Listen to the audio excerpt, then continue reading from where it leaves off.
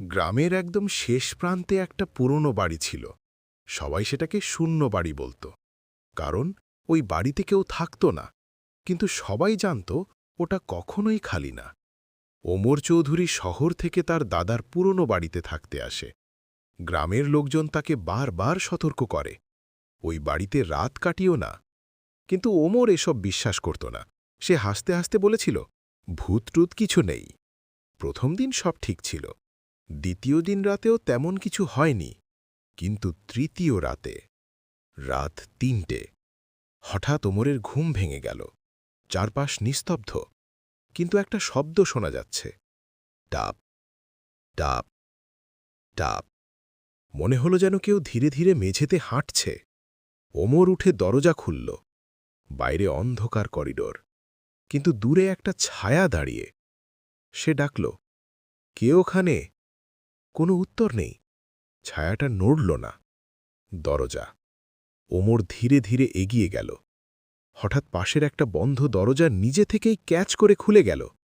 ভেতরটা সম্পূর্ণ অন্ধকার। সে মোবাইলের আলো জ্বালিয়ে ভিতরে ঢুকল। ঘরের মাঝখানে একটা পুরনো আয়না, আর আয়নার সামনে একটা মানুষ দাঁড়িয়ে। কিন্তু ঘরের ভিতরে তো আর কেউ নেই। আয়নার ভেতরের মানুষটা। ওমর ভয় পেয়ে পিছিয়ে আসতে চাইল, কিন্তু তার পা নড়ছে না। আয়নার ভেতরের মানুষটা ধীরে ধীরে তার দিকে তাকাল। তার মুখটা ওমরের মতোই, কিন্তু চোখ একদম কালো। তারপর সে হাসল, ভয়ঙ্কর সত্য। হঠাৎ আয়নার ভেতরের ওমর হাত বাড়াল, আর আসল ওমর হাত নিজের থেকেই সামনে উঠে গেল। সে বুঝতে পারল, কেউ তাকে নিয়ন্ত্রণ করছে। তার শরীর ধীরে ধীরে আয়নার দিকে এগোতে লাগল।